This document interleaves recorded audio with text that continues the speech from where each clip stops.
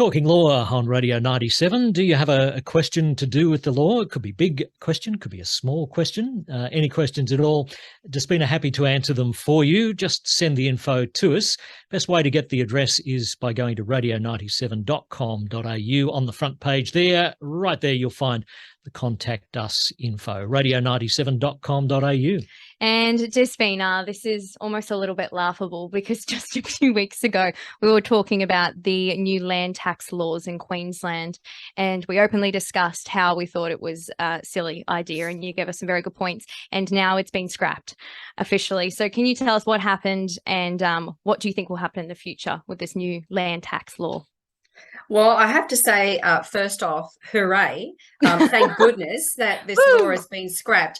It was such a controversial law and it was actually passed. And I don't think I can remember a time where a law was actually passed, it received assent, and it was going to commence. That was 100%, and then it actually was scrapped within, 3 months of it receiving that royal assent. So I'm absolutely, on the one hand, I'm flabbergasted, but on the other hand, I'm very relieved that this happened. It's embarrassing. It's absolutely embarrassing for the Palaszczuk government. Because absolutely. You would think, because this was asking for cooperation between states, and we've seen writ large over the last 2.5 years, the lack of cooperation between many of the states, to expect them interstate, especially the big states, Queensland and Victoria,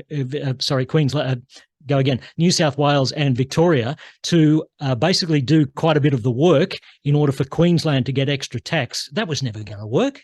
Oh, it was never going to work. I mean, as everyone knows, all the states and territories are independent. It's separation of powers, of course, from I think 1901 it was. So, I mean, to pass a law where 50% of the enforceability of such law was really going to rely upon the other states and territories' support and cooperation in providing data of their own people in their own state about what they own to Queensland, not having that confirmed, to go ahead with a law like that, I think is ridiculous. And of course, the other 50% is, yes, that owners here would have to sign declarations to say what they owned.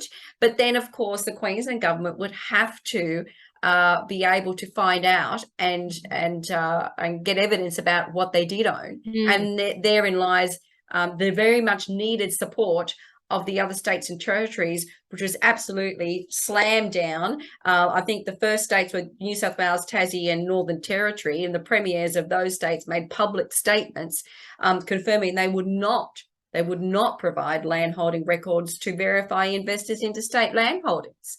And I think that's spot on the money.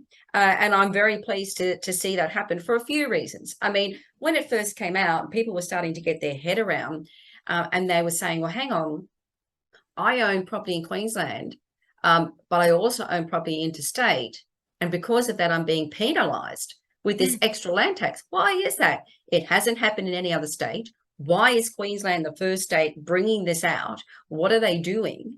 And it was going to really kill the investor market, because we have a lot of people investing in Queensland from other states.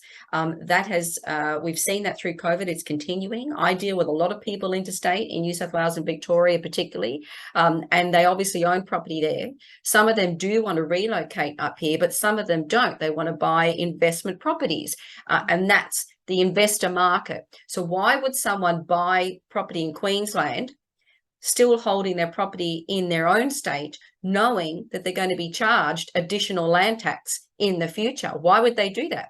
And I know for a fact that buyers that were thinking of buying property in Queensland recently actually changed their minds. And I've heard that directly from the horse's mouth. Well, I'm not going to buy this property now because of this new land tax. And there's nothing we could have done about that, because we knew it had passed. We knew it was going to come into force, and we had to tell buyers, I had to tell clients, look, this is coming into play, so you need to potentially restructure things for yourself if you want to buy. And some of them said, well, hang on, I don't want to buy property. That's ridiculous.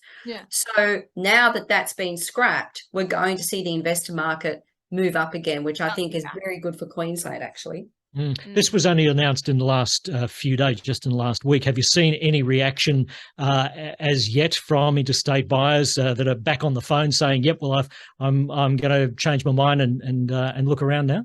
Yeah, well, I've reached out to buyers myself, and they've already come back to say this is very good news. This is great. Yay. So they are going to be on the lookout again for investment properties, and I think that is very good. I mean, I think the Premier of Queensland and the government really, and the Treasurer, particularly Cameron Dick, were trying to justify these new land tax laws in the statements that they've made by saying, look, and I'm reading some quotes here from articles, and they were saying things like, oh, compared to the beginning of COVID, landlords have enjoyed substantial increases in rent revenue and an average 50% appreciation in asset value. And to use that as a justification. Yeah, and it's like, so? Exactly right. You've got more money. Oh, we want some more now because you guys had a really good run the past couple of years. Let us take a bit more. Exactly. That should not be a justification for passing this ridiculous land tax laws, which have now been scrapped. But what I will say is this, it has been scrapped for now. It has been scrapped for now. That's 100%. For Will now? it ever? Yes. Yeah. Keywords. It may be tabled again in the future if this current government in Queensland stays. What's being put out there is that, yes, we'll scrap it for now, but we may bring it on in the future. I don't see how that's going to happen if the current states and territories won't support this new law. They would have to. The only way it could work is if New South Wales, Victoria, all the other states said yes for whatever reason. They go, yes, we will. We've changed our mind. We've changed our minds. We agree to work with you. That's the only way that could possibly work. And they've already stated very firmly, if you read the quotes, that they are not interested. They scoffed at it, really. Absolutely. And if these new land tax laws did come into play next year, as we were all expecting it was going to, and now it will be scrapped, but presumably they were definitely going to create higher rents. They were going to create high collection of outgoings.